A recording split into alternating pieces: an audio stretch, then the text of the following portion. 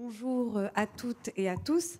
Bienvenue et merci d'être présents donc, ce soir pour ce nouveau numéro de décryptage. Alors j'en rappelle le principe, chaque mois un thème, des images et deux invités pour les décrypter. Le thème de ce mois-ci c'est masculin-féminin, thème dans l'air du temps depuis l'affaire Weinstein. Les images, nous allons les découvrir, vont des stéréotypes de genre à leur questionnement et leur détournement. Et les deux invités du jour, bienvenue à vous deux. Je vous présente tout de suite. À ma gauche, la philosophe Olivia Gazalet, bonsoir. Bonsoir, bonsoir à toutes et à tous. On vous doit, paru aux éditions Robert Laffont, Le mythe de la virilité.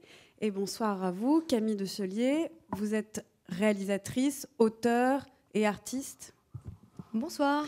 Alors, on vous doit tout un ensemble de documentaires, audio et visuels, et on va voir des extraits de vos documentaires visuels. Voilà. Avant de découvrir votre choix d'images à toutes les deux, je voulais commencer avec un extrait d'un classique américain qui m'est venu en tête en préparant cette rencontre. C'est l'extrait numéro 5. Je vous poserai juste après une question à vous deux.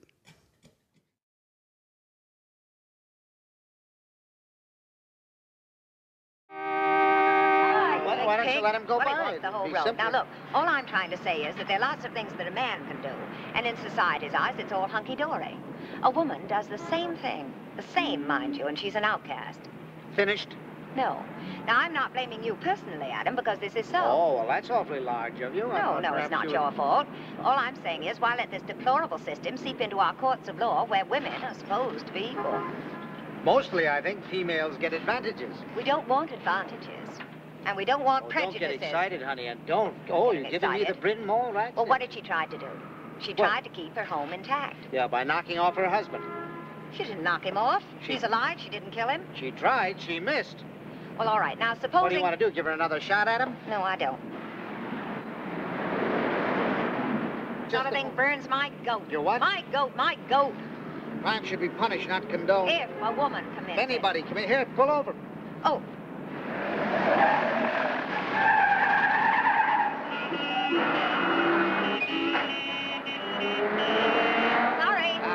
Lady drivers, you'll put me away. Alors, c'est le film de George Cukor, Adam's Rib, Madame porte la culotte, c'est la traduction française. Ce film date de 1950 avec Katharine Hepburn et Spencer Tracy. Alors, on voit dans cette scène, et c'est pour ça que je voulais ouvrir cette rencontre avec cet extrait, la manière dont la répartition des rôles est très frappante à l'image. Mais en même temps, cette répartition des rôles dans la parole, un peu attendue, avec la femme un petit peu hystérique, qui conduit mal, finalement, elle est déjà questionnée et déjà détournée. Est-ce que c'est déjà un cliché d'avoir une sorte de détournement de cette manière-là, de la femme qui finalement est hystérique, mais le sait et l'assume et en joue? Qui veut commencer? Je vais laisser parler la spécialiste du cinéma. Camille Decelier. Je découvre cet extrait en même temps que vous, donc oui, je vois bien un petit peu où vous voulez en venir. Déjà, ça commence avec un balance ton port de l'époque. En effet, et puis elle conduit, elle conduit, ce qui déjà est pas si fréquent que ça dans les films hollywoodiens de cette époque. Elle conduit, je ne sais pas si j'irais jusqu'à dire qu'elle est hystérique ou qu'elle est filmée sous le côté un peu harpie. En effet, elle est un peu grande gueule. Elle est volubile. Voilà, elle a un peu grande gueule. Je ne saurais pas dire s'il y a déjà un détournement sur cette séquence, parce que comme je n'ai pas vu le film en entier, je ne sais pas exactement ce qui se joue à cet endroit-là. Est-ce que vous pouvez juste recontextualiser un peu Alors, c'est l'histoire d'un couple d'avocats qui s'est réveillé en voyant qu'une femme avait assassiné son mari pour infidélité. Et le mari, Spencer Tracy, dit « La loi, c'est la loi, elle a commis un crime ». Et sa femme dit « Ce genre de choses me rend chèvre parce que elle s'est défendue ». Parce que finalement, son mari l'a maltraitée et ne comprend pas en compte le fait que ce soit une femme maltraitée. Est-ce que ça éclaire autrement l'extrait? En effet, ouais. Olivia? Alors déjà, on a prononcé le mot d'hystérie. Il faut juste rappeler que hystérie, ça vient de utérus.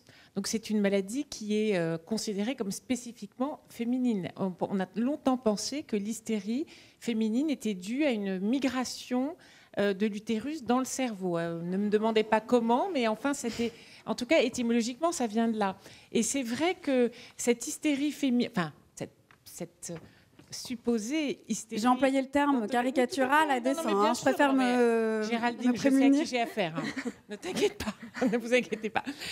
Oui, donc c'est intéressant qu'il y ait, au-delà du film que je ne connais pas et donc sur lequel je ne peux pas trop me prononcer, mais il y a cette idée que la femme ne garde pas ses nerfs. Ça renvoie à un passé très, très, très lointain. Et quand les constructions des genres ont commencé à se conceptualiser et se théoriser dans l'Antiquité gréco-romaine, on a considéré que la femme, donc toujours les deux sexes étant définis l'un par rapport à l'autre, et ce qui faisait la spécificité virile, la supériorité donc virile sur la femme, c'est justement cette capacité à se maîtriser, à se contrôler, par opposition à une femme qui serait toujours dans le débordement émotionnel, incapable de se contrôler. Et on peut même aller plus loin parce que ça s'est construit, cette idée d'une femme ontologiquement nerveuse. Et alors après, on va, à partir de cette idée qu'on va voir se théoriser dans la médecine antique puis médiévale, du rapport au sang et d'une hiérarchie dans le rapport au sang, à savoir que, je vais un peu loin, vous me direz, mais je trouve que ce n'est pas si inintéressant de voir à quoi ça renvoie. Et originellement, il y a ce rapport au sang d'une femme qui subit son corps, donc assiste à ses propres menstruations, donc ne se gouverne pas, donc elle ne peut rien gouverner, elle est soumise à ses entrailles, donc elle a vocation naturellement à se soumettre. Et par opposition, on a un homme qui, lui, se gouverne, se contrôle, se maîtrise. Et suit la loi, d'ailleurs, comme dans l'extrait. Voilà. La loi, c'est la loi. Ah ben, il y a le côté légaliste, oui, effectivement. Là, on peut aller aussi sur l'idée que l'homme, c'est à l'homme qu'appartient le logos, donc la sphère du verbe et de la rationalité, alors que la femme est sans arrêt renvoyée à l'éros et à la matérialité et à ses entrailles. Donc, il y en a un qui crée, l'autre qui procrée, et donc cette hiérarchie. Voilà, je vais peut-être un peu loin à partir de cet extrait, mais je trouve que l'idée d'une femme qui ne sait pas se maîtriser et qui est vraiment alors un des stéréotypes, je crois, les plus soigneusement entretenus, méritait ce petit détour. Quelque chose à ajouter, Camille? Non. Alors, on va voir justement une image que vous avez choisie. C'est une image que vous avez choisie, Olivia Gazalet. C'est l'image numéro 1. Et justement, on retrouve cette idée-là. Déjà, on replonge encore dans l'Antiquité, aux sources des stéréotypes masculins-féminins. Là, en l'occurrence, masculin. Et on retrouve cette idée de tempérance. Vous allez nous expliquer où se joue la tempérance dans cette représentation et peut-être nous présenter l'image aussi, Olivia Gazalet. Oui, alors nous avons ici l'Hercule Farnèse. C'est donc un type statuaire dont l'origine remonte à la Grèce antique et c'était attribué à Lysippe, donc à la fin du IVe siècle avant Jésus-Christ. Et avant de commencer par la tempérance, j'ai envie de commencer par la musculature et la force physique. Donc il faut savoir que Héraclès était considéré comme le parangon de ce que les Grecs appelaient l'andreia, qui donnera virilité en romain, donc l'andreia, et avec cette idée de force physique, de puissance, de la musculature, etc., mais aussi la perfection des proportions. Donc ça, c'est quelque chose qui va être très intéressant à analyser parce que ce culte de la beauté physique qu'on voit naître en Grèce antique et puis qui se poursuit à Rome, rappelons qu'ils étaient souvent nus, enfin pas à Rome ils se couvrent d'une toge, mais les Grecs étaient volontiers nus, notamment quand ils s'entraînaient au gymnase ou quand ils faisaient des concours de beauté, enfin dans la bonne société, ils aimaient beaucoup les concours de beauté qu'ils faisaient nus, donc ils s'entraînaient aussi nus, et ils avaient fait du corps masculin le meilleur du matériau humain. En fait, le paradigme de l'humanité, c'est ce corps masculin et la perfection de ses proportions. Et donc, la hantise dans l'Antiquité grecque puis romaine, c'est la mollitia, c'est-à-dire justement le contraire de la représentation d'Hercule, qui se définit par sa fermeté, sa vaillance, son courage, son audace, sa musculature. La mollitia, donc la mollesse, c'est évidemment tout l'inverse, et c'est ce qui rapproche du féminin. Et alors, ce que je trouve intéressant, c'est que deux choses. Je vais revenir tout à l'heure sur la taille de son sexe, parce que je crois que c'est là que proportions voulait en venir. Exactement. Mais je voudrais d'abord, avant de revenir à la taille de son sexe, préciser que ce culte du corps masculin, comme quintessence de la perfection, eh bien, on va voir qu'à l'ère chrétienne, cette beauté du corps va prendre une dimension sacrée, puisque la Genèse va nous dire, le dernier jour de sa création, Dieu dit « Faisons l'homme à notre image, selon notre ressemblance ». Donc ça, c'est une phrase vraiment décisive, parce qu'elle va influencer toutes les représentations artistiques et médicales par la suite. Et le peintre Rubens, par exemple, je le cite, a écrit « La forme virile est la vraie perfection de la figure humaine. L'idée parfaite de sa beauté est l'ouvrage immédiat de la divinité. La femme, elle, est moins parfaite. Le triangle, Rubens nous dit, le triangle que forment les épaules jusqu'au sexe masculin, c'est un parfait triangle équilatéral chez l'homme, donc perfection des proportions, égalité des trois côtés et symbole de la Trinité, alors que chez la femme, les formes sont toujours dégénérées de leur excellence primitive. Donc, on va voir que chez la femme, nous dirons... Par exemple, les seins. Voilà, les seins. Et il nous dit que le triangle devient isocèle, c'est-à-dire qu'il s'abattardit, et le très noble carré aussi devient une espèce de molle ovale, en plus avec des excroissances que sont les seins. Et donc, c'est plus du tout aussi parfait. Alors, maintenant, pour en revenir donc à cette symbolique, d'abord, je n'ai pas parlé du lion, qui est quand même un des attributs, un des animaux avec lesquels les hommes se sont le plus volontiers comparés, mais il n'y a pas que lui, il y a aussi l'ours, le chien. Voilà.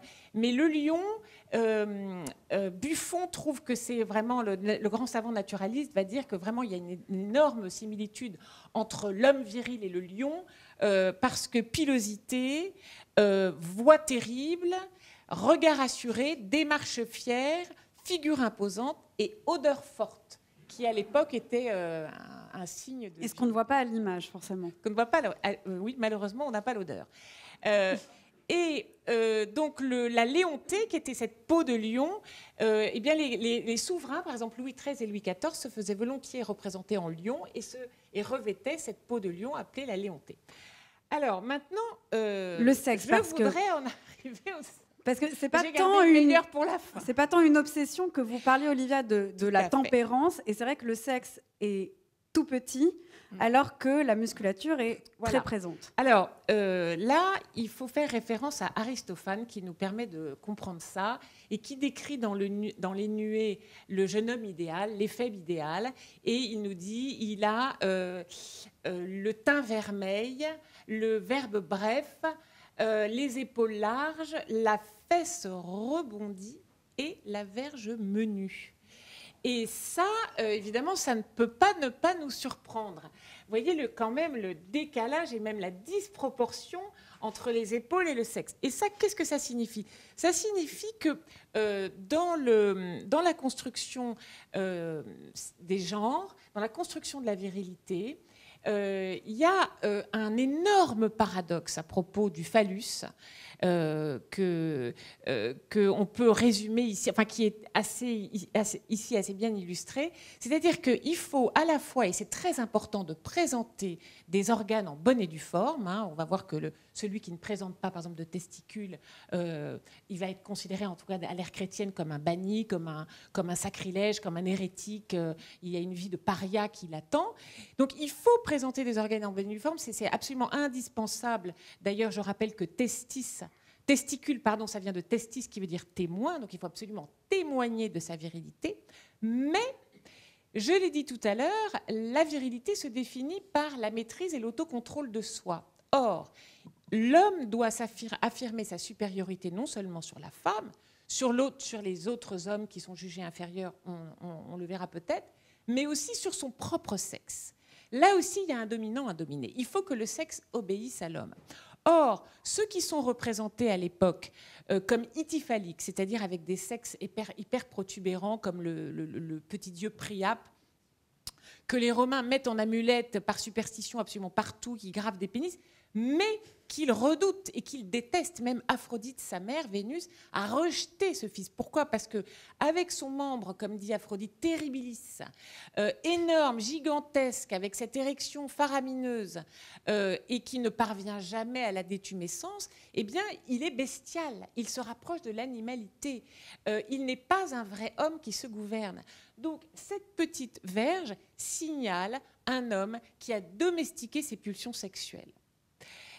Donc, il est baraqué, il est équipé. Ça, c'est très important. On ne verra jamais qu'il ne soit pas équipé. Mais sa verge est domptée. Et il n'y a que les esclaves, les barbares et les femmes qui ne gouvernent pas leurs appétits sexuels. On va revenir tout à l'heure, d'ailleurs, sur cette image de la femme prédatrice. Voilà, en gros, ce qu'on peut dire sur à la fois ce culte des proportions et en même temps ce qui, à nous paraît un petit peu disproportionné. Merci beaucoup, Olivia Gazalet, pour ce décryptage précis de cette image de cet Hercule de Farnèse. Je vous propose tout de suite de regarder un extrait. C'est l'extrait 1. Vous allez voir, il est en lien avec cette image, justement.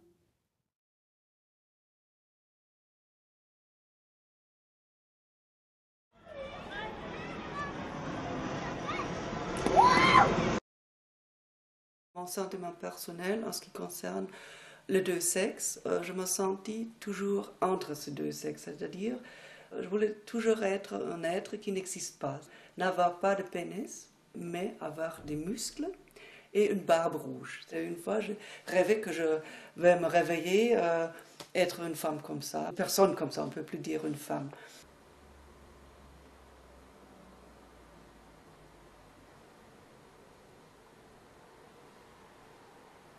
J'ai vu les premières photos de magazines, enfin c'était peut-être pas les premières, j'ai vu des photos de magazines de culturisme et j'ai quand même été sensuellement interpellé par le muscle féminin.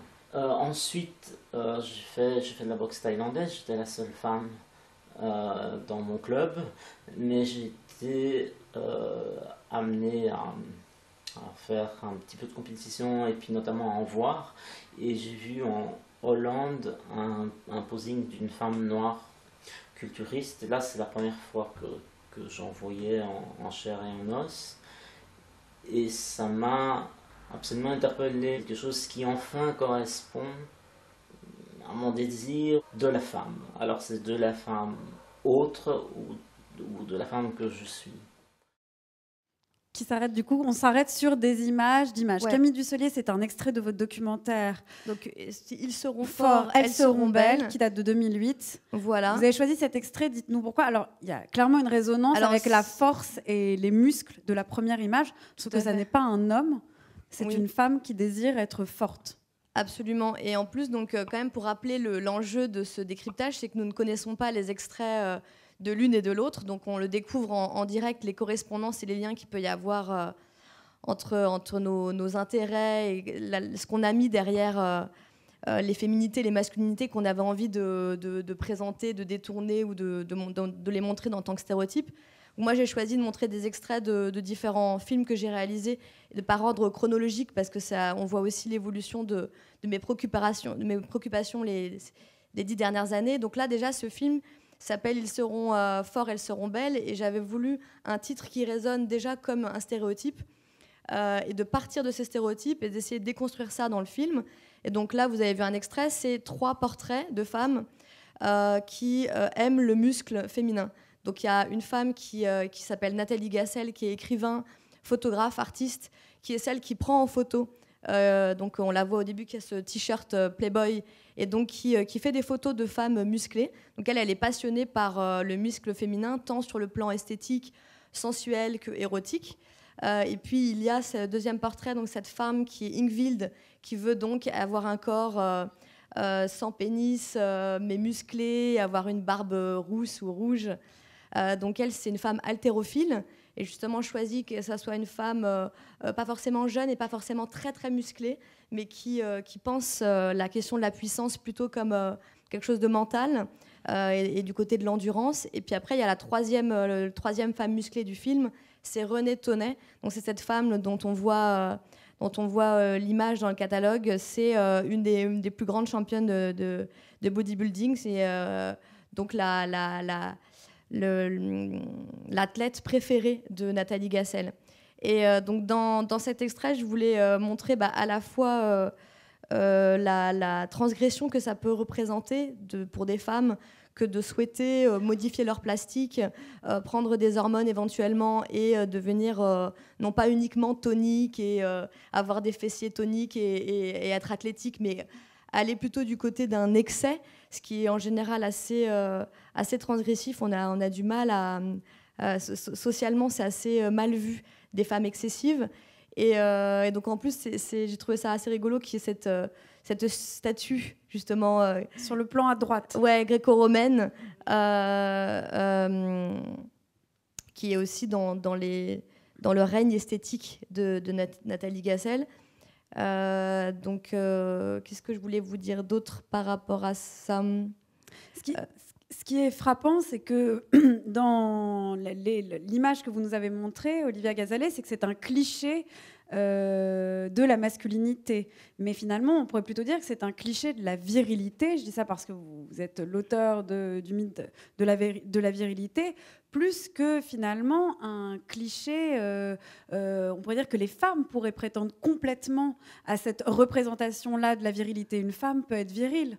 Donc finalement, c'est plus ce cliché. La première image, c'est Hercule Farnèse, représente plus la virilité que la masculinité, et donc une virilité auquel pourrait prétendre n'importe quel sexe, n'importe quel genre. Oui, et c'est là où moi j'étais très étonnée. Donc j'ai présenté ce film dans de nombreux festivals, et souvent ce qui revenait, ce n'était pas tant la transgression que le fait que ces personnes soient vues comme moches.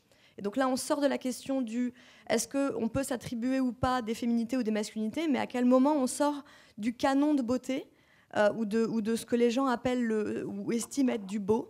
Et souvent, le retour que j'ai eu par rapport à mon film, c'est des gens qui me disaient oui, mais c'est moche, ces femmes, c'est moche. C'était même pas que ça soit transgressif, c'était que c'était moche. Donc en fait, moi, je les attendais pas là, en fait, le niveau de transgression, mais des femmes qui ont des muscles hypertrophiés. C'est pas uniquement un problème de genre, c'est un problème de beauté. C'est que ça vient toucher à ce que culturellement, dans une société, on attribue à la beauté des femmes, et qui là, effectivement, n'est pas du côté du muscle hypertrophié. Olivia Gazalet, sur cet extrait, et ce que je soulevais comme distinction et que vous faites dans vos travaux sur virilité et masculinité, l'un et l'autre peuvent être distincts, et en même temps, il y a une identification évidente entre les hommes et un certain mythe de la virilité. Alors, ça dépend à quelle époque, et ça ne concerne pas tous les hommes. Je m'explique. Je pense que c'est important de faire une distinction entre la virilité et la masculinité. Moi, je préfère dire les masculinités, comme il y a des féminités. Et pour moi, c'est toutes les façons qu'il y a d'habiter le sexe masculin, ou pour la féminité, le sexe féminin. Mais curieusement, il n'y a pas d'équivalent au terme de virilité. Il n'y a pas d'équivalent, ça ne se féminise pas. Et pour cause, c'est parce que, et c'est pour ça, la virilité est un idéal normatif, construit, fait d'un certain nombre de codes. Ici, on a vu les codes esthétiques, qui sont d'ailleurs aussi des codes moraux, parce qu'en fait, c'est l'idée que les canons esthétiques sont révélateurs. C'est peut-être ça aussi qui choque dans la musculature féminine. Le canon esthétique et la beauté esthétique est le révélateur de la perfection morale. Donc ça, c'est très important, en tout cas dans les fondements de la construction des genres, des fondements antiques.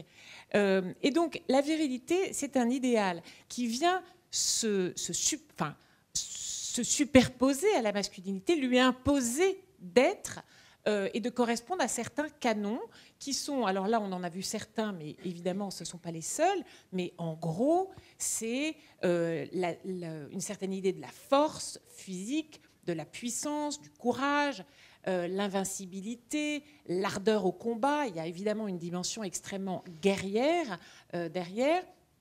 Et l'idée aussi d'une toute-puissance avec cette ambiguïté sur la puissance sexuelle, puisque la puissance sexuelle est considérée comme l'indice majeur de la puissance tout court. Donc c'est en quelque sorte le révélateur. Dis-moi combien de femmes tu possèdes et tu as possédé, je te dirai à quel point tu es conquérant. On se souvient de la fameuse phrase de Trump quand il avait dit « Moi, je suis tellement célèbre que je peux me permettre de les attraper par là où vous savez. » Et bien là, il dit « Moi, j'ai une telle surface, regardez, qu'avec les femmes... » Voilà. Donc il y a cette idée que l'un et l'autre sont liés et que plus on a de conquêtes, plus on est conquérant, donc plus on est guerrier, donc plus on est vaillant, donc plus on est viril.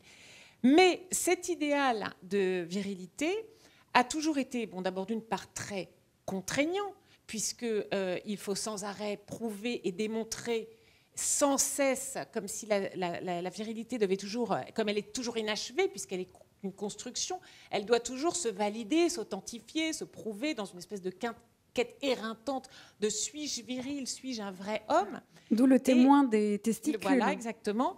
Et donc c'est un mythe qui est à la fois contraignant, coercitif, mais surtout très discriminatoire.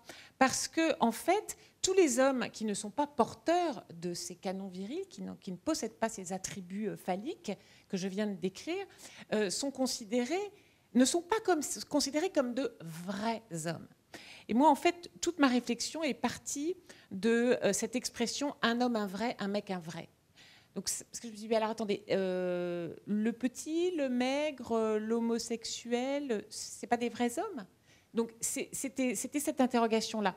Et puis, ça va même au-delà, parce que l'idée de la domination, donc l'idée de la hiérarchie, c'est une hiérarchie qui s'exerce de la femme sur l'homme, mais aussi d'homme à homme. Et donc, dans l'histoire de la construction des sexes, on va voir que ce schéma va exclure non seulement ceux qui vont être taxés d'être efféminés, donc les invertis, les pédérastes, qui ont toujours été très ostracisés, insultés et surtout tués dans des proportions que certains ont qualifiées parfois d'homocaustes à certaines périodes et encore dans certains pays. Mais ça n'est pas seulement l'homophobie. Alors l'homophobie, bien sûr, découle directement de la gynéphobie, parce que c'est parce que le féminin est dégradé que l'effémination est dégradante, puisqu'elle nous rapproche de l'inférieur, de la femme. Mais il n'y a pas que l'homophobie, il y a aussi toutes les idéologies, je pense à l'esclavagisme, au racisme, à la xénophobie, à l'antisémitisme, toutes les idéologies qui considèrent qu'en fait, certains hommes sont supérieurs à d'autres, tout simplement. Cette idéologie de la supériorité, on la retrouve d'homme à homme. Ce qui fait que le grec se sent supérieur au barbare, le colon se sent supérieur à l'indigène, ce qui autorise l'impérialisme. C'est que la supériorité, le suprématisme du blanc sur celui qu'il va coloniser. Donc historiquement, cette construction viriliste, cette idéologie viriliste, on voit bien qu'elle est bien... Il ne s'agit pas de faire le procès des hommes. Je ne pense pas que ce soit tous les hommes qui soient responsables de l'impérialisme, de l'esclavagisme, du racisme et de la xénophobie. C'est une idéologie, le virilisme, qui s'est superposé à la masculinité et qui lui a dit, voilà, les hommes doivent être comme ça. Il y a ce devoir de virilité. Soit un homme, un vrai, c'est obéir à ce canon-là. Or, ce que sont en train de comprendre les hommes... d'abord, ils l'ont compris depuis toujours, parce que ce qu'on aura peut-être l'occasion de dire, c'est que ce mythe, cette virilité a toujours été contestée par les hommes eux-mêmes, je ne parle pas des femmes, toujours été contestée par les hommes eux-mêmes. Et depuis 100 ans, la déconstruction est véritablement à l'œuvre et elle s'opère. Et puis, il y a des avancées historiques avec des coups d'accélérateur comme en ce moment.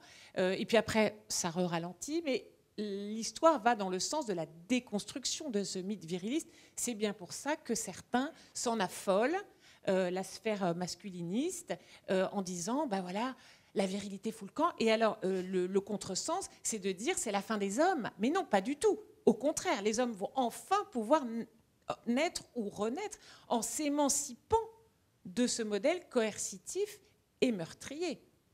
Camille Dussolier, guerrier. Pardon. Pour rebondir à ce que vous dites, effectivement, les normes qui s'appliquent sur les masculinités sont très fortes et aussi sur les féminités. Et là, dans le cas, par exemple, du monde du bodybuilding, ce qui est très étonnant, c'est que les femmes qui font ce choix donc qui aiment et qui souhaitent leur corps davantage musclé, par contre, compensent majoritairement par des excès de féminité à certains endroits, comme les cheveux, les ongles. Le maquillage. Le maquillage est très très rare sont les femmes bodybuildeuses comme Renée Tonnet, donc c'est pour ça qu'elle est importante dans le film, parce que très rares sont les femmes bodybuildeuses qui assument de ne pas être du côté de la féminité qu'on attend d'elles, sachant que le monde du bodybuilding est quand même assez masculin et consommé et perçu et vu aussi par des hommes. Donc les hommes regardent beaucoup de femmes bodybuildeuses. Et donc tout ça est un jeu de croisement de regards. Mais c'est étonnant de voir que ces femmes-là, elles sont dans des formes de paradoxe ou de complexité par rapport à ce qu'elles projettent. À la fois des codes esthétiques féminins et moins masculins que virils, finalement, que de l'ordre de la force. Exactement. Et c'est pour ça, justement, que dans le titre, j'avais opposé « Ils seront forts à elles seront belles », pour bien montrer que c'est les injonctions majeures qu'on peut recevoir socialement. On va regarder une autre image que vous avez choisie, Olivia Gazalet. Là aussi, on est encore dans la poursuite de nos stéréotypes. C'est l'image numéro 2. C'est un tableau de Dürer qui date de 1504. Et on y voit Adam et Ève. Vous, ce qui vous intéresse ici, alors on a Adam, on a le premier homme, donc on ne pourra pas l'exclure complètement non plus de cette image, mais ce qui vous intéresse ici, c'est aussi Ève. On retrouve ce triangle dont vous parlez entre la Vierge, la mère, la pute, à savoir le mythe de la virilité ne peut pas se départir d'un mythe de la féminité tel que l'incarne Ève.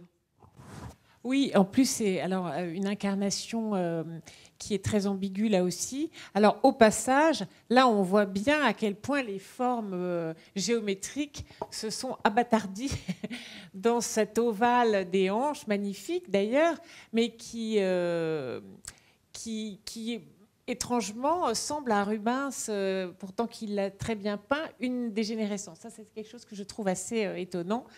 Bon, enfin bref. Alors, donc Ève, évidemment, c'est une figure majeure qui nous entraîne du côté de la femme coupable, de la culpabilité originelle. Alors, c'est pas du tout la première figure. En fait, ce qu'il faut voir, c'est que cette idée d'une culpabilité originelle de la femme nous vient de beaucoup plus loin. Moi, je pense déjà à Pandore, chez Hésiode, donc au 7e ou 8e, je ne sais plus exactement, Hésiode, là, parce qu'il y a des historiens, je pense que c'est plutôt le 8e siècle avant Jésus-Christ. Donc l'idée de Pandore, c'est celle qui a tous les dons et qui, comme vous le savez, va ouvrir la fameuse boîte de Pandore et tous les malheurs vont en sortir. Donc en fait, c'est à cause d'elle qu'il y a toutes les catastrophes, la famine, les guerres, la barbarie, etc.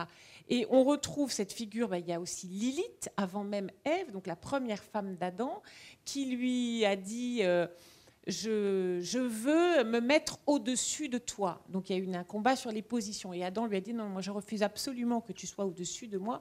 C'est à l'homme d'être au-dessus. Donc il s'en est suivi un conflit. Et elle a été chassée du paradis. À partir de là, elle est devenue l'épouse du diable. On l'a accusée de toutes les fornications, même de s'être fait pénétrer par l'énorme sexe couvert d'écailles de Belzébuth.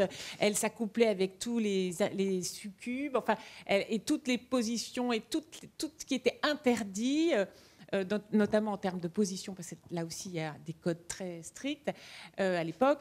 Donc cette idée que la femme est une tentatrice, qu'elle exerce une séduction maléfique, voire occulte, eh bien, on la retrouve évidemment chez Ève, qui est celle qui faute, celle par laquelle la faute est entrée dans le monde. Je cite l'Ecclésiaste, la femme a été le principe du péché, Et c'est à cause d'elle que nous devons tous mourir. Donc, Ève, évidemment, est une figure qui est une figure, comme je disais, funeste, et qui ne sera sauvée dans le christianisme que par la figure salvatrice de Marie. Et donc là, on voit bien, dans cette polarité entre Vierge et Marie, déjà s'esquisser ce que j'ai appelé, moi, la Trinité, pour faire référence à la Trinité masculine, la Trinité féminine, la mère, la Vierge, la pute. Et donc, Ève jouerait ici le rôle de la dernière, puisque c'est elle qui n'a pas su réprimer son instinct sexuel et qui est surtout habitée par une sexualité dévorante et démoniaque.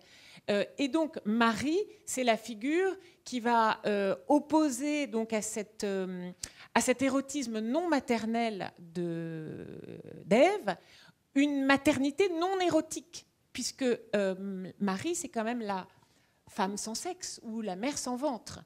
Et donc on va voir que ce qui est... je parlais des figures de la masculinité qui étaient aliénantes, et vous avez tout à fait raison, Camille, de souligner que les figures de la féminité, évidemment, le sont aussi, et on sait à quel point. Et là, il y a cette polarité, soit la femme est désincarnée, en quelque sorte, soit elle est au contraire le péché, l'incarnation même du péché. Et donc ça a été très difficile de se construire sans tomber dans l'hystérie, pour le coup, pour une femme à laquelle on demandait de procréer, dont la mission essentielle et unique était de procréer, mais qui était supposée, censée suivre l'exemple magnifique et sacré de Marie, et surtout pas celui d'Ève. Voilà. Donc Ève, le cliché, la diabolisation du sexe féminin. C'est la femme fautive. La femme fautive, ah oui, non, ce qui est important, pardon, c'est de dire que c'est cette idée de culpabilité originelle de la femme qui justifie sa domestication, sa relégation dans la sphère privée et sa minoration historique, parce qu'elle est coupable, elle a des instincts sexuels insatiables, il va falloir donc la contrôler. La peur de l'adultère, c'est une des peurs majeures depuis les origines de l'humanité. Donc surtout, ne pas transmettre son nom à un enfant qui n'est pas de son sang. Donc pour ça, il faut contrôler le ventre des femmes et donc les surveiller. Et ça va justifier aussi ces punitions, et ça va justifier aussi la violence à son égard, y compris la violence sexuelle, avec cette idée dont on a beaucoup reparlé au moment de l'affaire Weinstein, que si la femme est violée, c'est qu'elle l'a bien cherché. Si la femme est violentée, c'est de sa faute. C'est elle qui a tiré la première, en quelque sorte. Donc ça, c'est une idée, évidemment, qui habite notre inconscient collectif. Et d'ailleurs, on le voit dans les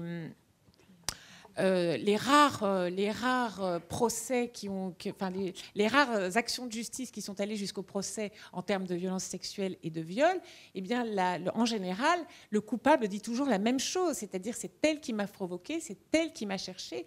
Donc, c'est cette idée que la femme est tentatrice. La femme est tentatrice, intrinsèquement tentatrice, elle tend ses filets, elle est manipulatrice, elle est fautive, et s'il y a un prédateur, s'il y a quelqu'un qui fait de la prédation sexuelle, c'est d'abord elle. Et ça nous vient de Ève. Et juste avant de vous redonner la parole, il y avait je dévie un tout petit peu, mais je trouve cette exposition était hyper intéressante. C'est une exposition itinérante aux États-Unis qui s'appelait « What were you wearing ?» Que portais-tu?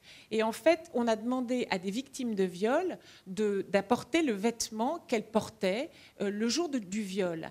Et on a été extrêmement surpris de voir que, contrairement aux clichés qui voudraient que ce soit des allumeuses avec des jupes, des super mini-jupes et des talons comme ça, eh bien, on a vu des jeans, des parkas, des baskets, des boots, donc des choses qui n'étaient pas du tout provocantes.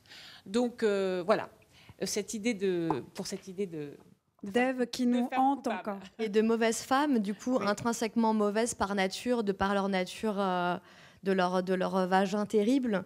Et du coup, ça me permet peut-être de rebondir. Du coup, c'est chouette de voir oui, c'est incroyable la concordance entre vos images choisies. Comment on s'est inconsciemment fait des ping-pong. Ouais. Donc voilà, donc du coup je vais vous présenter le prochain extrait, donc qui est issu d'un film réalisé en 2010 qui s'appelle Sorcières mes sœurs et qui rassemble donc le portrait de 5 femmes qui se définissent sorcières et qui se sentent donc connectées à toutes les mauvaises femmes de l'histoire, de Lilith en passant par les hystériques, les bas bleus. Et justement, vous parliez d'exposition, il y a aux Archives nationales l'année dernière, il y a une exposition présumée coupable, donc de toutes ces femmes présumées coupables dans l'histoire. Et donc, dans les années 2009-2010, je me suis intéressée à la figure de la sorcière et j'ai cherché en France des femmes qui s'autoproclamaient sorcières. Et donc, j'ai rencontré une femme qui s'appelle Thérèse Claire, qui est décédée il y a quelques années, qui a monté la maison des Baba Yaga. Et je vois qu'il y a des gens qui la connaissent, parce que c'est une grande militante féministe. Et donc, je lui ai demandé si elle se considérait sorcière, ce à quoi elle m'a répondu absolument, si elle voulait participer à ce film. Et donc, mon film rassemble des actes de sorcière. C'est quoi être sorcière aujourd'hui à travers un acte? Et donc, je ne m'attendais pas du tout à ce qu'elle me dise ça, mais elle m'a dit, ben moi, j'ai envie de participer à ton film et j'ai envie de parler du clitoris et de la sexualité des vieux et des vieilles. Donc voilà. Et donc je spoil complètement l'extrait qu'on va voir parce que c'est non exceptionnel, mais juste pour vous dire, âme sensible, s'abstenir. Donc c'est une scène de masturbation qui a donc été réfléchie en coparticipation avec Thérèse Claire pour essayer de penser justement comment on pouvait représenter le sexe, représenter la sexualité des vieux et des vieilles. Et des femmes. Et des femmes, ouais. C'est l'extrait numéro 2.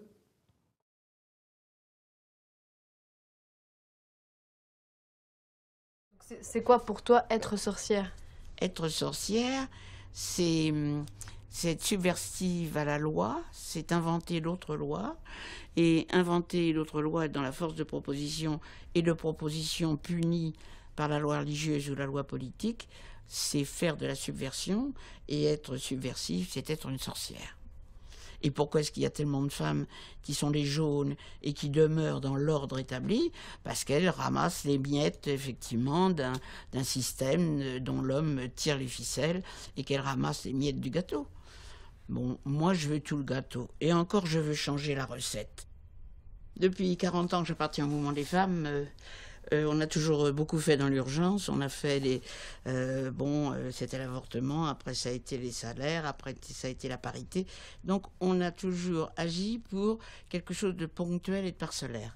Mais le clitoris, c'est l'inamovible, c'est l'âne historique du corps des femmes, dont effectivement je me suis toujours beaucoup étonnée qu'on lui en veuille autant, cette petite chose, ce petit trésor qui est caché entre nos cuisses.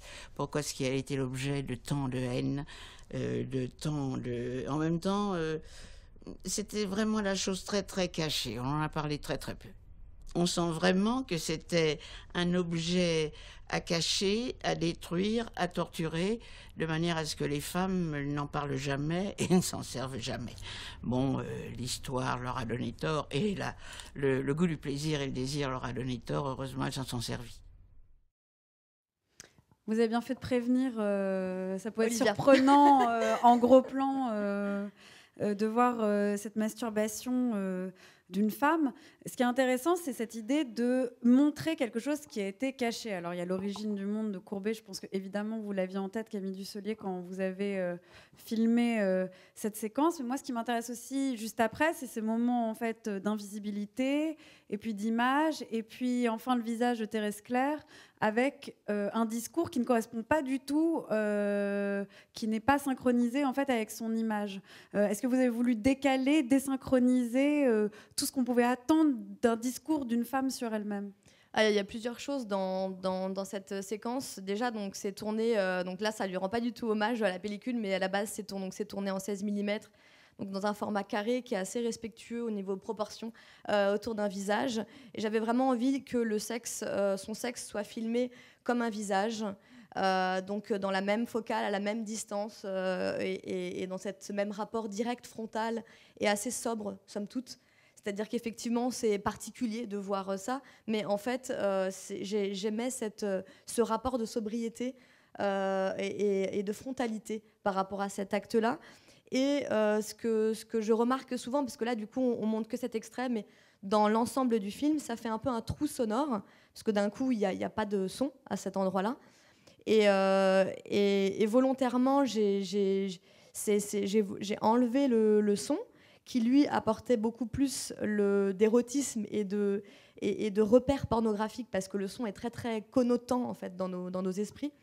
Donc voilà, pour nous laisser plutôt face à effectivement un tableau et à son acte. Et donc c'est tourné, chaque portrait est tourné avec une bobine de 10 minutes. Et je voulais vraiment que son portrait soit dans une économie d'éléments sur elle, c'est-à-dire son visage, son sexe et ce qu'on appelle les amorces. Donc c'est l'amorce de la bobine, c'est ces faux plans.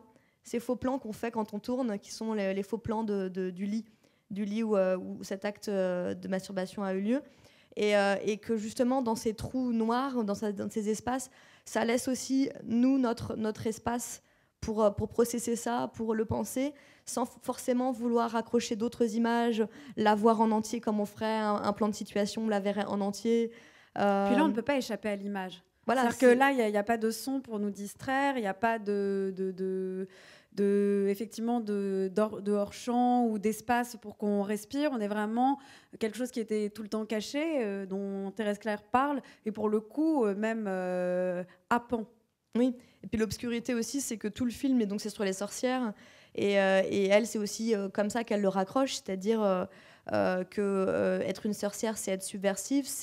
J'aime beaucoup le fait qu'elle considère que la masturbation, c'est un geste aussi de santé publique, parce que c'est en gros se faire du bien et donc aller moins chez le médecin et donc solliciter moins la sécurité sociale parce que on prend soin de son corps et qu'on se fait jouir et qu'il n'y a pas de raison qu'à n'importe quel âge on arrête de se donner du plaisir.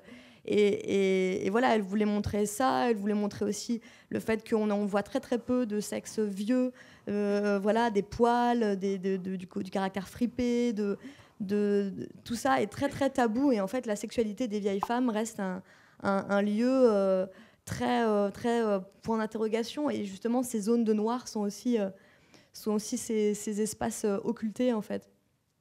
Est-ce que, une question pour vous, Olivia Gazalet, avant qu'on passe à la suite, parce que le temps avance, est-ce que ces représentations féminines, où on passe de Ève, qui est quand même la femme qui doit culpabiliser de son appétit sexuel, à Thérèse Claire, qui au contraire va assumer cet appétit sexuel, est-ce que ces représentations-là, finalement, on oscille toujours entre deux types de représentations de l'éternel féminin, qui seraient de toute façon une grande tendance à la sexualité, à être sexuée, et soit dans la retenue totale, on nous demande d'oublier ça, soit au contraire, on doit effectivement le sublimer et être cohérente avec ça et l'accepter. Et c'est tout l'intérêt, je trouve, du terme de sorcière de Camille. C'est tout l'intérêt, parce que justement, elle souligne cette ambivalence. Et ça c'est un phénomène qu'on peut, on peut nommer, apparenter à un retournement de stigmate. Oui, voilà, c'est ça. C'est-à-dire que... Oui, excuse-moi, oui, j'ai oublié de préciser ça parce que moi c'est tellement une habitude et je suis tellement voilà. Effectivement, j'ai demandé à ces femmes si elles se sentaient sorcières dans le sens d'une fierté d'être sorcière, donc d'un renversement d'insultes, puisque effectivement on désigne plutôt les sorcières sous un registre péjoratif et voilà. Et alors il y a pas mal de mots comme ça qui ont cette histoire. Par exemple, le mot gay, le mot queer, et même si on va plus loin, les impressionnistes, les fauves. À chaque fois, c'était des attaques, des insultes, des critiques dont se sont emparées en fait les victimes de cette discrimination pour en désamorcer la charge en fait. Et donc, quand un queer dit bah oui, oh oui, je suis queer, et alors? Et ben là, je suis une sorcière et j'assume. Alors ça, c'est la première réflexion qui me vient. Et puis la deuxième, c'est sur le clitoris, parce que quand même, elle ouvre un chapitre sur lequel je me suis longuement penchée dans mon livre, parce que je me suis demandé pourquoi... cette si petite chose aussi. Non, mais alors, l'excision. je me suis demandé, parce qu'il est quand même qui fait des ravages aujourd'hui, là, à l'instant, en ce moment, là, il y a des centaines de fillettes entre le début de la conférence et la fin qui se sont fait exciser dans des conditions barbares. Certaines vont en mourir, d'autres auront des maladies à vie, sans compter comment on les recoue parfois aux feuilles d'acacia dans certaines contrées, enfin, aux épines d'acacia, pardon. Donc elles ont des problèmes à vie, enfin, c'est atroce. Et ce qui est intéressant, c'est de voir pourquoi. Alors j'ai émis quelques pistes, mais une qui me semble assez intéressante, ce serait que finalement le clitoris, c'est un appendice érectile et susceptible donc d'érection et qui est donc plus en extériorité, donc qui ressemble un peu au sexe masculin. Enfin, qui en tout cas, il y a une analogie avec le sexe masculin. Parce que la femme, là je vais partir peut-être un peu loin, mais la femme a des organes génitaux qui sont censés être tournés vers l'intérieur, parce que c'est ce partage entre la sphère publique et la sphère privée, il renvoie aussi à ça. C'est-à-dire qu'elle a des organes génitaux tournés vers l'intérieur. On en déduit qu'elle est faite pour rester à l'intérieur, faire des travaux d'intérieur, avoir une vie intérieure, alors que la fière extériorité du sexe masculin le destine tout naturellement à la sphère publique, à la conquête et à l'extérieur, oui, à la conquête.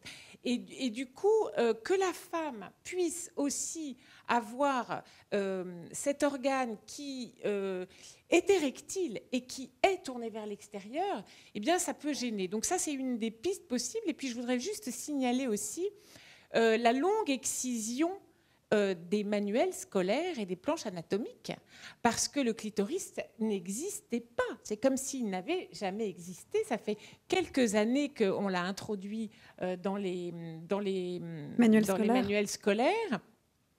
Et donc là, on peut aussi parler d'une excision du savoir. C'est quand même très étonnant.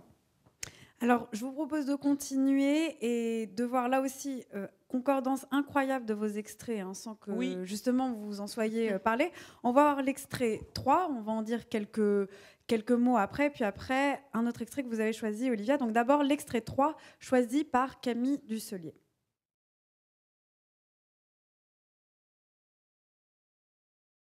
C'est marrant, je crois que c'est en Inde, ils appellent ça le Kama Sutra. Ah oui, le sac. Allez, viens, je te fais ta misère. Bon, en attendant, on va déliquer dessus. Oh, le mignon. Regarde si c'est mignon. Il y a les joints entre les cuisses de Ornari.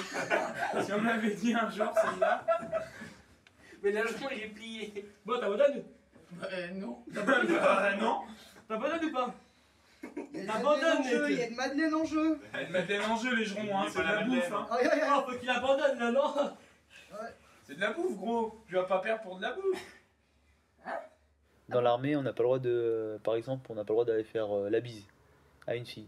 On n'a pas le droit à tout contact avec un personnel féminin sur base ou sur rapprocher avec une fille. Ça. Voilà.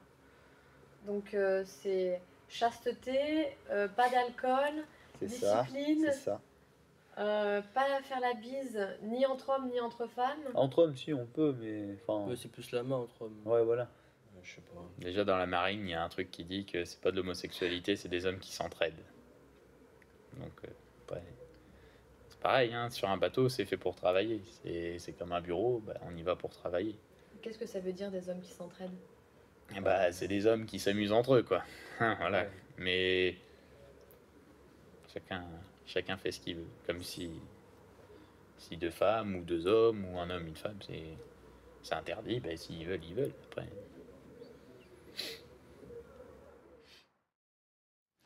Donc Camille Dusselier, c'est un extrait de votre documentaire qui s'appelle Bachi Bouzouk. Il a été coécrit avec une classe de première pro marine nationale dans un lycée donc à La Rochelle. Ce documentaire est assez fou parce que ils ont tous ces ados en première ou lycéens en tout cas ont une manière de parler d'eux-mêmes, de la discipline, du corps, de la sexualité, de manière assez bluffante, et de la politique aussi beaucoup. Comment ça s'est passé pour les filmer et justement voir aussi filmer en fait ces ados en quête de leur genre, de leur sexe, de leur représentation, de leur force, de leur rapport à l'autre, etc. Alors, donc, en fait, c'est un film qui a été réalisé donc, avec eux. Donc, ils ont complètement conscience là, de la séquence qu'on est en train de tourner, hein, puisque c'est eux-mêmes qui ont décidé de mettre une séquence de bagarre qui, pour eux, est symbole de ce qu'ils font le soir. Ils sont tous internes. Donc, c'est effectivement une classe de futurs marins, 17 futurs marins, dans lequel je suis intervenue 3 mois dans le cadre d'une résidence artistique en milieu scolaire. Et donc j'ai travaillé avec eux pour faire ce documentaire sur un peu les rêves et les fantasmes qu'ils avaient sur leur vie de marin. Et donc je me suis rendu compte assez vite qu'ils étaient vraiment dans le mythe, une femme dans chaque port, l'uniforme c'est très important, le fait que Même les filles d'ailleurs, il y a 2 filles dans cette classe, même les filles sont aussi dans le mythe du marin. Oui, et elles disent aussi, pas une femme dans chaque port, mais elles disent aussi quand même qu'il y a un contraste entre la famille qu'on a sur Terre et puis les aventures potentielles qu'on peut avoir pendant les permissions. C'est relativement réparti. Par contre, quand elles parlent de ça, elles sont plus facilement qualifiées de salopes que les hommes qui sont valorisés dans cette expression-là. Et donc, du coup, l'idée, c'était de faire des séquences d'interviews, donc comme on a vu, où je leur demande de parler en fait, de ce que c'est pour eux de représenter la France. Parce que moi, personnellement, à 17 ans, j'avais aucune idée de ce que ça pouvait être représenter la France à l'étranger. Et eux, c'est ce qu'ils s'apprêtent à faire. La première année, ils font le tour du monde, première année de tout jeune marin, et ils doivent représenter la France à l'étranger. Donc, qu'est-ce que ça veut dire pour eux ? Alors, dans l'eau, évidemment, il y a beaucoup de guerre politique parce qu'il y a plein de gens qui veulent défendre l'identité nationale, les territoires. Donc, on sent des futurs un peu extrême droite qui naissent. Puis il y en a d'autres qui essayent de défendre aussi d'autres convictions et d'autres valeurs. La Nouvelle-France, une France mixte. Une France mixte, la Nouvelle-France. Donc c'est intéressant parce que ça m'a fait travailler sur mes propres préjugés par rapport à ce que je projetais moi sur ces jeunes. Et j'ai choisi cette séquence parce que je trouvais que c'était intéressant de voir le fait qu'ils ont tout à fait conscience du fait que, par exemple, l'homosexualité est présent dans la marine et dans les représentations qu'on se fait des marins. Et d'ailleurs, ils adorent les films où on voit des marins arriver qui ont l'air des faux folles. Enfin, ils adorent l'esprit grosse tata. Querelle et tout ça, ils sont hyper fans et ils enlèvent complètement le côté gay en fait de ça. Et ils aiment l'esthétique et l'image que ça fait. Et d'ailleurs, certains choisissent entre terre, air et marine nationale, donc choisissent leur corps de métier en fonction de l'uniforme. À tel point, c'est important, et l'uniforme de la marine nationale est, selon eux, plus sexy ou plus intéressant que l'air et la terre. Voilà. Il y a d'ailleurs une description au tout début de votre documentaire de ce costume de marin où un des jeunes hommes explique que le pantalon est plus lâche parce que ça permet aux hommes, quand ils arrivent dans un port, justement, d'aller beaucoup plus vite, rejoindre, je cite, des filles de joie. Donc, effectivement, ils sont complètement imprégnés d'un mythe. C'est les pantalons à 3 boutons de part et d'autre qui n'ont rien à voir avec ça. N'a rien à voir avec ça. En fait, c'est pour passer la corde. Une sorte de légende urbaine. Voilà, en fait, c'est pour passer la corde et se tenir à bateau, sur le bateau de manière plus facile avec ce système-là. Mais ça n'a rien à voir avec le fait de dégainer plus rapidement son sexe, mais ils ont intégré ça et ça fait partie du mythe et ils ont 17 ans et c'est ça qu'ils projettent de leur avenir. Voilà. Et donc du coup, dans cet extrait, voilà, je trouve que ils savent très bien, enfin, c'est un peu cinéma direct, on filme comme ça, comme si j'étais une petite souris en immersion, mais évidemment, ils savent très bien que je suis là et tout ce qu'ils disent, du Kama Sutra et tous les jeux de mots qu'ils font autour toute l'ambiguïté d'un corps à corps. Voilà, de l'homo-érotisme qu'il y a et en fait, ils peuvent pas s'empêcher de parler de ça et de faire des blagues autour de l'homosexualité et puis voilà, j'aime bien cette petite note finale. Donc là, on est vraiment à la fin du film, là, c'est les dernières paroles de Manuel qui dit du coup des hommes qui s'entraident. Donc pour eux, c'est pas de l'homosexualité, c'est pas grave, c'est même plutôt sympathique, c'est une sorte de solidarité comme ça. Donc j'aime bien cette distance, cette dédramatisation. Ouais, c'est-à-dire qu'il y a tout et son contraire en eux, en fait, qui est en train de cogiter, de s'élaborer. Il y a encore une certaine souplesse par rapport à tout ça. Et voilà, c'est un moment de l'adolescence où se construit par rapport aux autres une des masculinités, et c'est un moment un peu privilégié, je trouve, de ça. Alors, avant de vous donner la parole, Olivia, regardons tout de suite un extrait que vous avez choisi. J'ai décidé de le mettre peu de temps après le vôtre, Camille, puisque il y a aussi une lutte, un corps à corps, mais non pas entre deux garçons, mais entre deux femmes. C'est l'extrait numéro 6.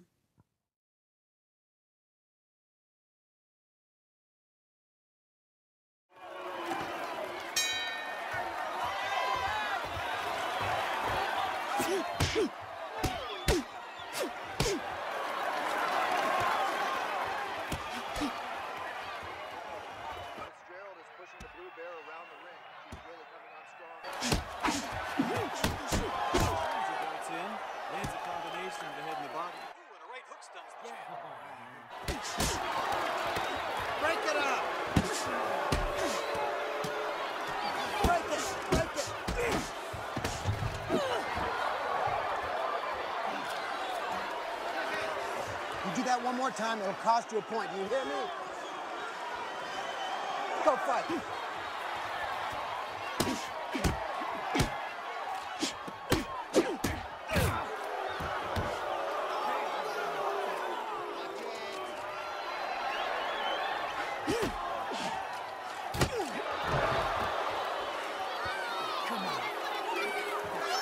All right, that's it.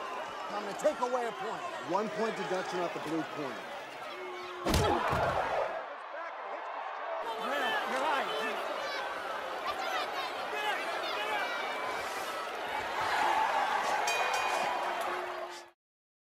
Alors, c'est un extrait de $1 Million Baby, le film de Clint Eastwood qui date de 2004 avec Hilary Swank. Alors là aussi, on a une confrontation entre deux femmes. Alors, elles ne sont pas en recherche d'elles-mêmes. Hein. Pour le coup, ça n'est pas comme les deux garçons que vous avez filmés, Camille.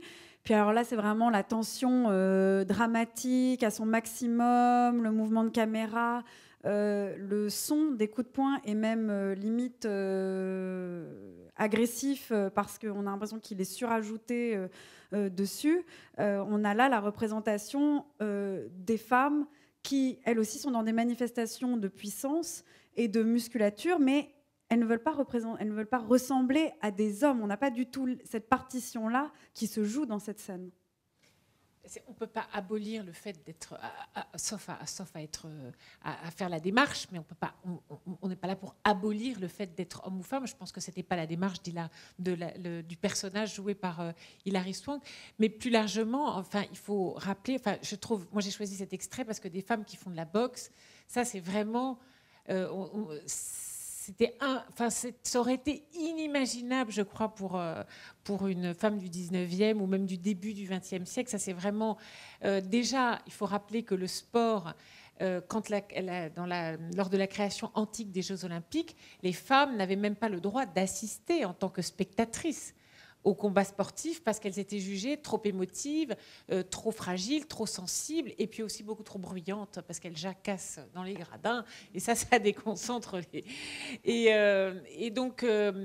même quand Pierre de Coubertin va créer les Jeux modernes, il va dire la femme ne peut pas participer parce que l'exposer c'est dangereux et puis c'est même obscène. Donc cette exposition du corps féminin qui se bat lui semblait vraiment quelque chose qui dénaturait complètement, non pas la féminité, mais la femme carrément. Et donc en plus la boxe c'est vraiment le sport par excellence. Où on s'abîme. Oui, voilà exactement.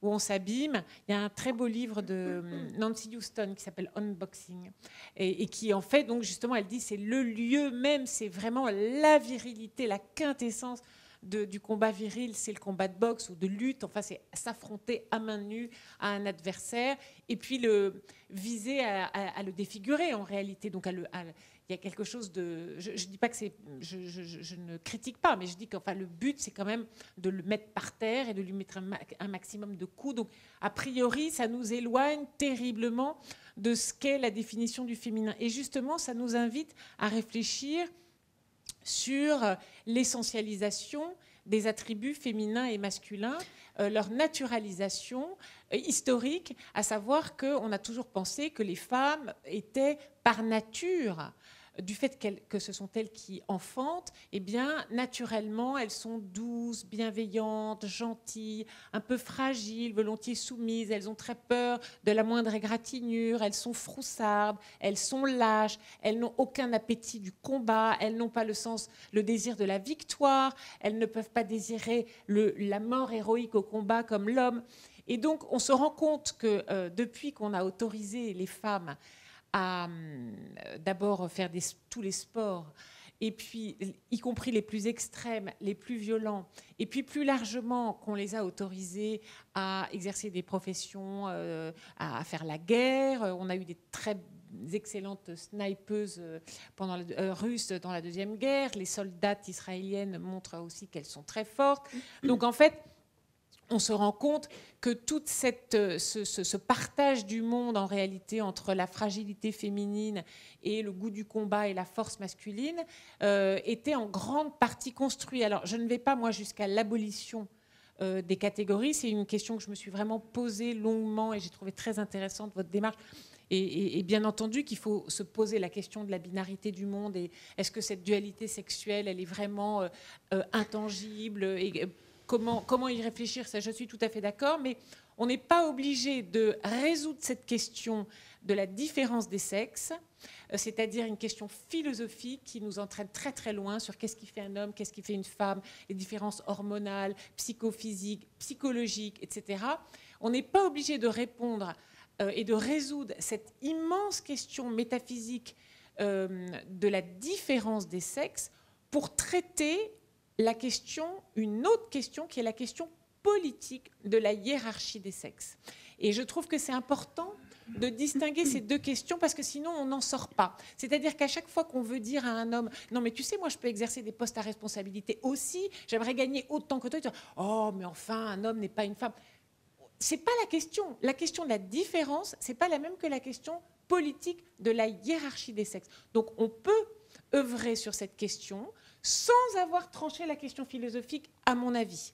Et on gagnera du temps. Parce que cette question philosophique, elle ne mettra jamais personne d'accord pour une simple et bonne raison qu'elle dépend énormément des croyances, et notamment des croyances religieuses de chacun. Et donc, quand on est croyant, en tout cas dans les monothéismes qu'on connaît, il y a vraiment une binarité du monde qui correspond à la volonté divine. Donc on ne peut pas y toucher sans toucher à la parole et à la majesté et à la vérité divine. Donc cette question-là, elle est insoluble. Enfin, il faut laisser tomber l'idée de mettre tout le monde d'accord là-dessus. Je crois qu'on n'y arrivera pas et ce n'est pas forcément souhaitable.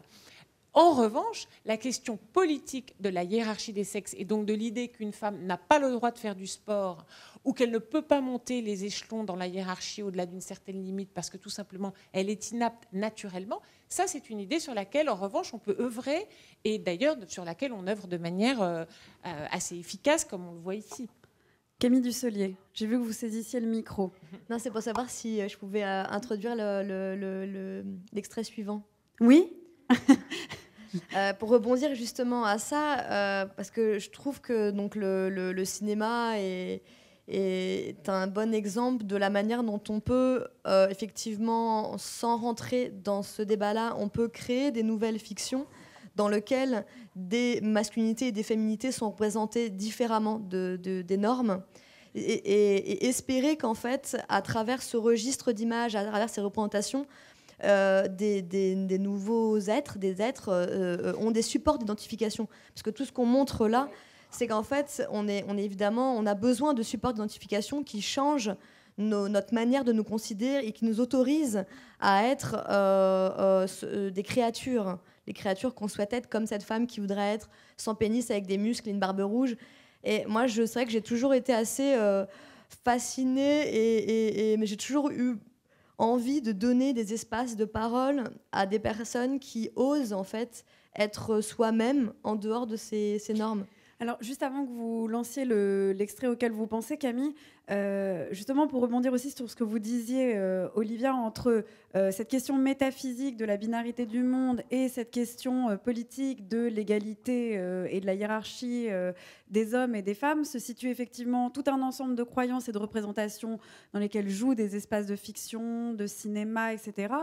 Et il me semble qu'il y a une différence entre, par exemple, avoir quelqu'un qui prend la parole et qui dit j'aimerais être une femme sans pénis, j'aimerais être une femme sans pénis, avoir une musculature, avoir des cheveux comme ça, et avoir la représentation d'une femme qui boxe, où en fait cette représentation-là continue en fait à alimenter quand même une forme de binarité, c'est-à-dire que on n'est pas la différence entre ils seront forts, elles seront belles. Les femmes qui se musclent et que vous filmez, Camille, sont dans une recherche intermédiaire. Elles veulent être des êtres qui ne sont pas encore catégorisés.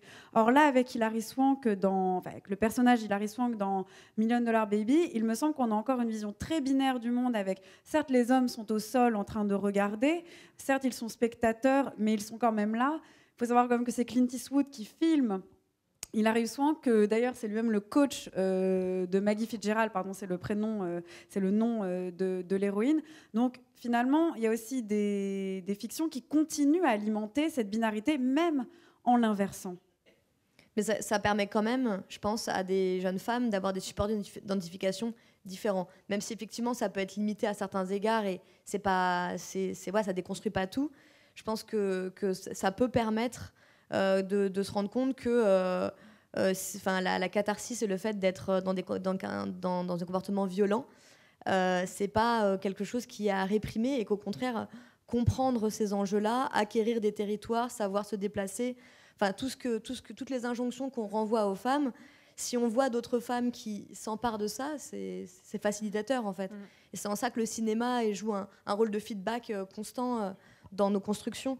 Donc je pense quand même que ça peut être pour des adolescentes ça m'est déjà émancipateur. De parler avec des adolescents de ce film par exemple, et de voir que ça faisait quand même catharsis, enfin ça permettait de s'autoriser. Olivia Cazalet, un dernier mot sur cet extrait, parce que c'est pas le dernier. Mais... en fait, si c'est possible, il y avait une petite chose que j'aurais voulu rajouter sur l'extrait d'avant. Sur les marins, là, et cette homophilie entre hommes. Très brièvement, simplement rappeler que l'homophilie... Enfin, vous allez me dire, je suis obsédée par la Grèce antique, mais en fait, c'est là que tout s'est construit. Toutes nos représentations se sont quand même constituées là. C'est quand même le berceau de beaucoup de choses dans l'Occident. Il faut rappeler que l'homophilie ou l'homoérotisme était considéré comme le ciment des troupes armées. C'est-à-dire qu'en fait, un bon hoplite, donc un bon soldat grec, c'est celui qui aimait tellement son frère d'armes qu'il était prêt à lui donner sa vie.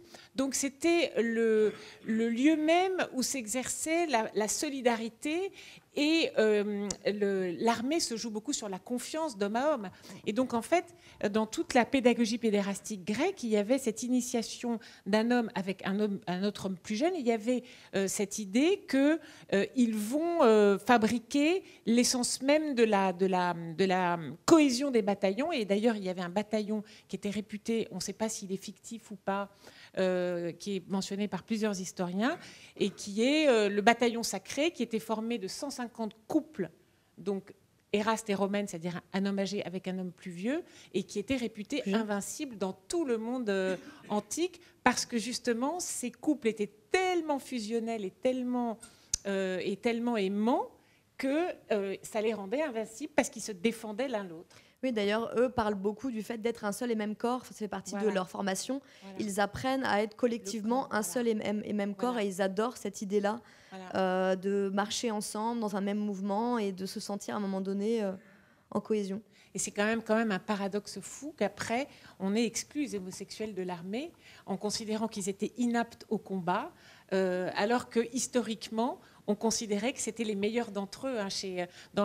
Quand Aristophane prend la parole dans le banquet, il dit « les hommes qui aiment les hommes, ce sont les plus valeureux d'entre eux, ce sont les plus forts d'entre eux ». Donc c'est fou quand même cette construction, et c'est là qu'on voit que l'hétéronormativité, c'est vraiment une construction tardive dans l'histoire.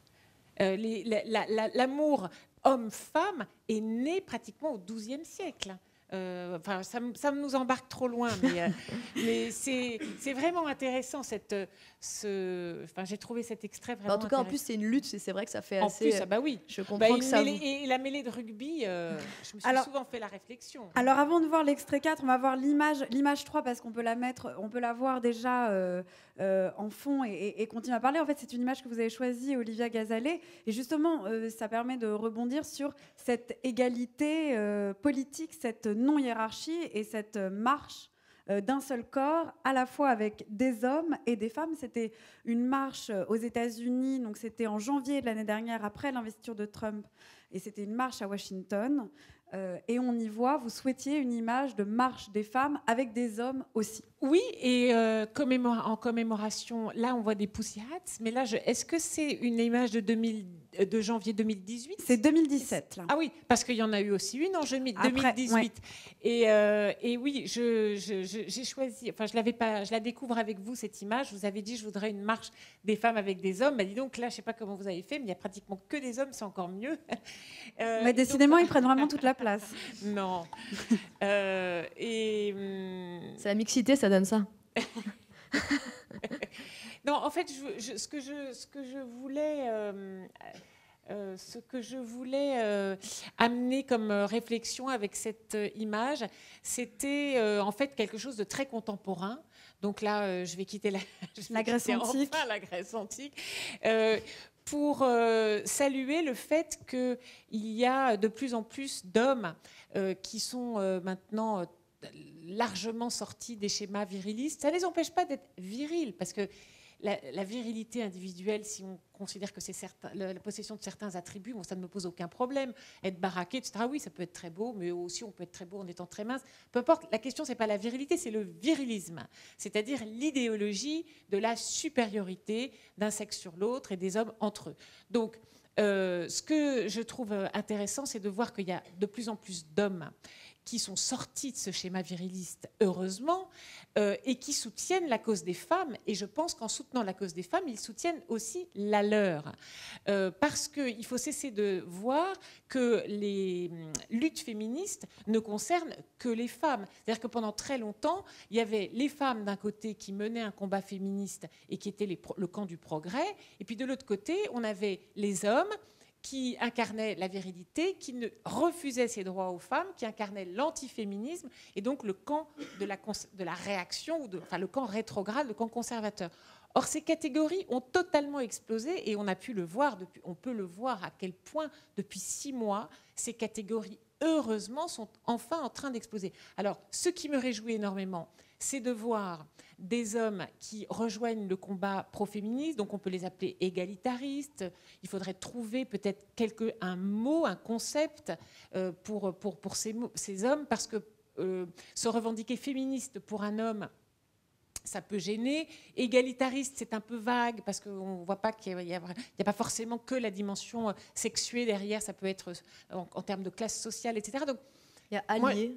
Oui, allié est un terme assez utilisé, oui, je pense, dans les mouvements transpédéguines, justement, où l'idée, c'est vraiment de croiser des luttes.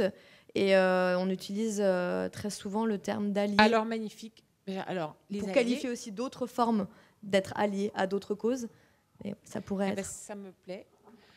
Alors, ça me réjouit que de plus en plus d'hommes soient nos alliés.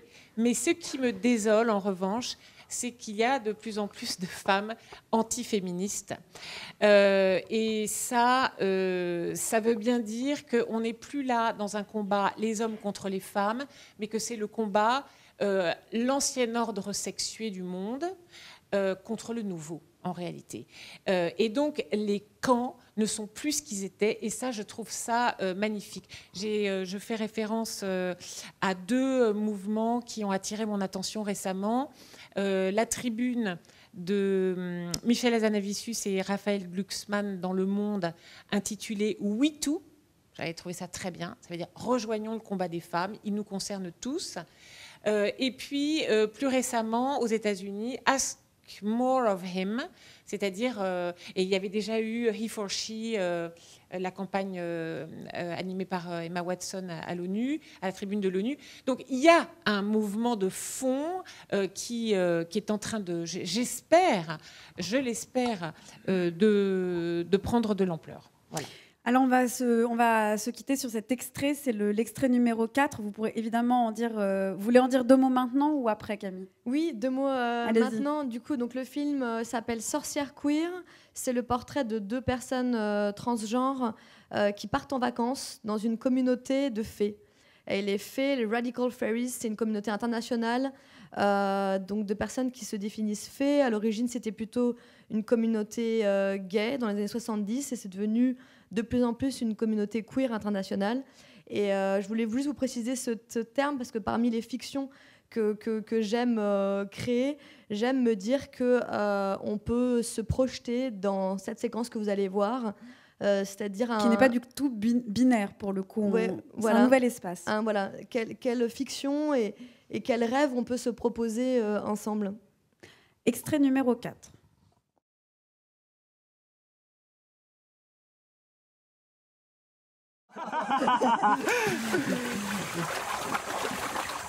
Ah, là c'est nickel.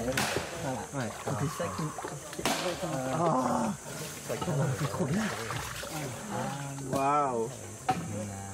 Dear fairies. It does look like it, but I think you know the petals on the cameo are a bit black though. Yeah, here they look like. Okay. Tu sais que c'est a little bit like that. Oh, il y a une petite affaire. Oh, well, I guess it is. On va prendre un bain. Exactly. Just like water.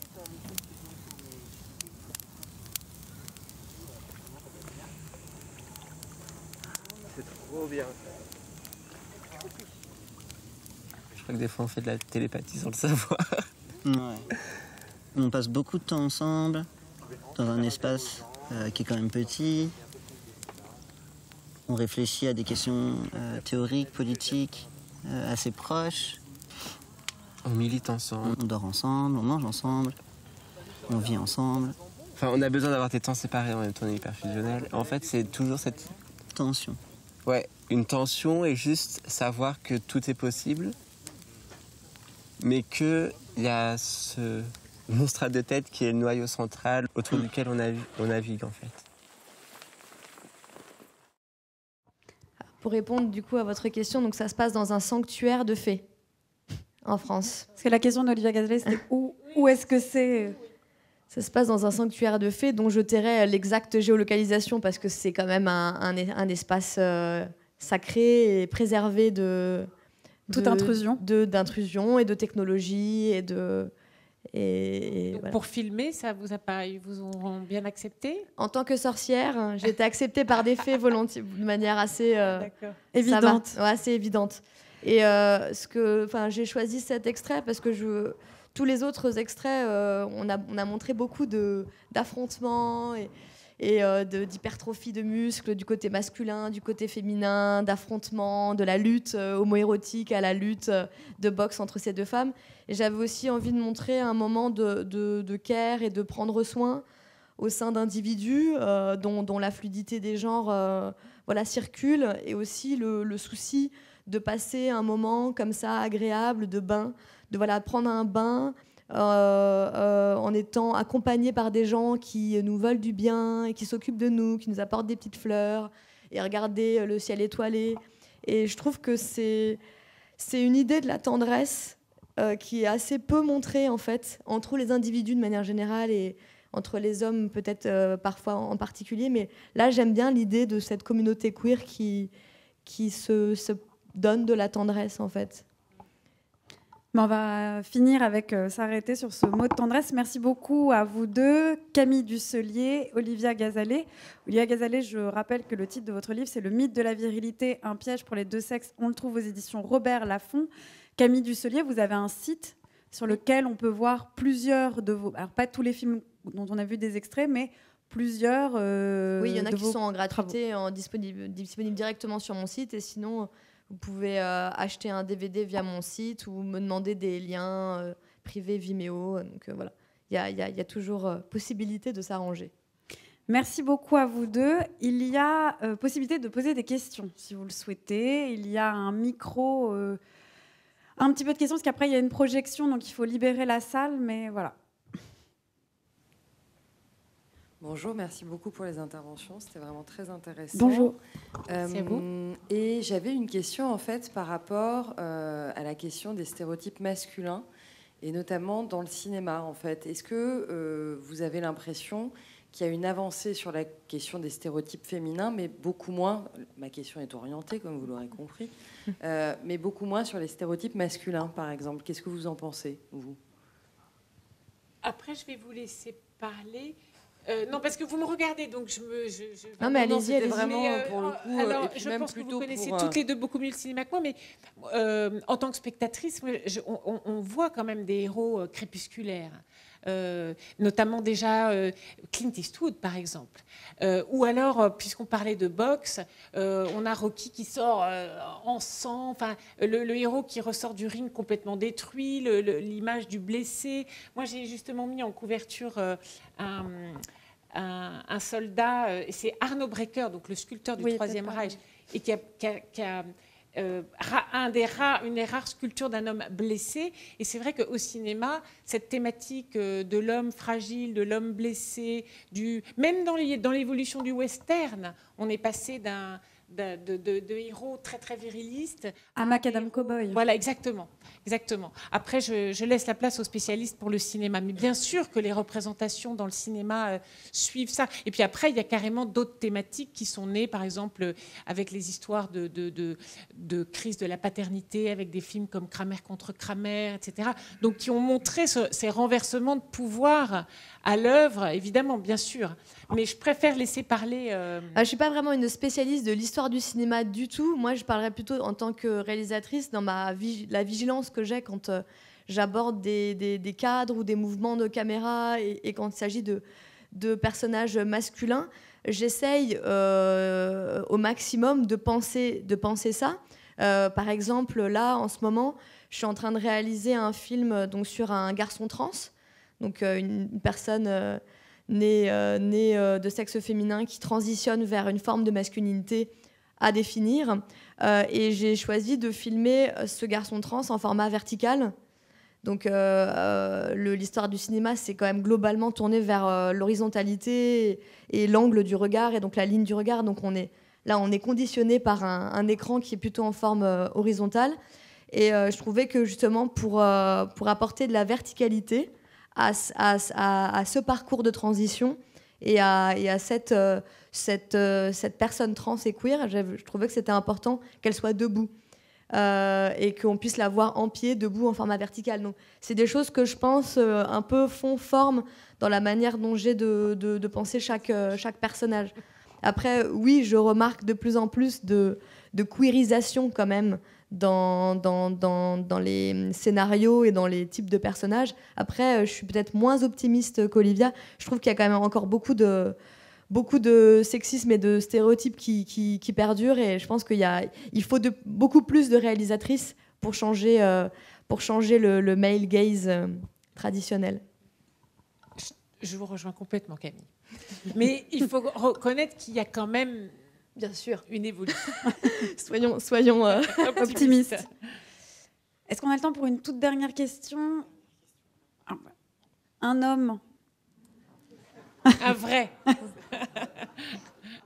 Je veux pas. Oui, voilà. Je veux pas vous réduire à votre masculinité. Une observation, peut-être un commentaire. Je ne sais pas si on peut parler de l'excision du clitoris sans la circoncision du sexe masculin. Parce que c'est l'opération qui vaut pour les garçons comme pour les filles. Il me semble que c'est donc une correction, un essai, enfin une prétention à corriger la nature pour faire la fille plus fille et le garçon plus garçon. Alors, bon, là, c'est une question énorme que vous me posez sur la circoncision, qui maintenant aussi peut être rituelle ou bien thérapeutique. Elle se pratique beaucoup aux États-Unis de manière assez systématique en dehors du cadre religieux.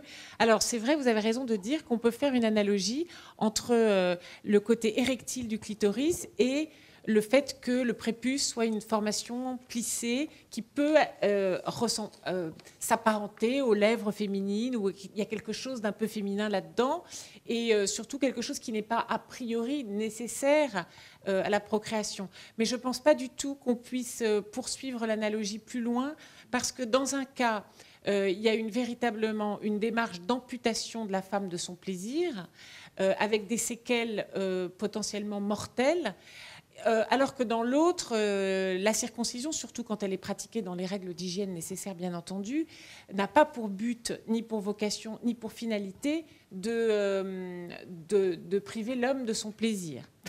Donc, ce n'est pas pour moi une amputation. Vous avez tout à fait raison de dire que c'est quand même une... Vous avez employé un mot que j'ai trouvé très juste.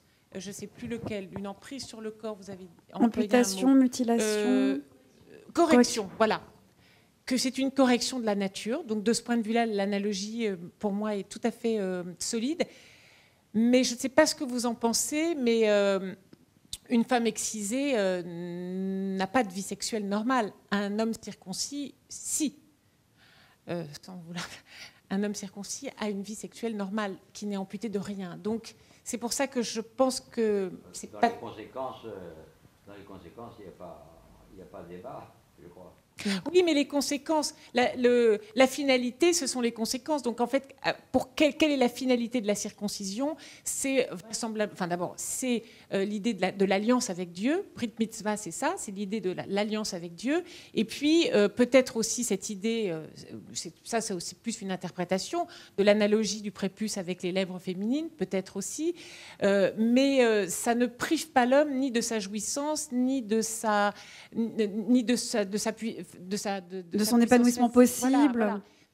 Au contraire, ça rend visible, ça rend davantage visible son érection et sa puissance. Oui, oui. Là où ça vient quand même complètement éradiquer celle de la femme. Celle de la femme. Oui.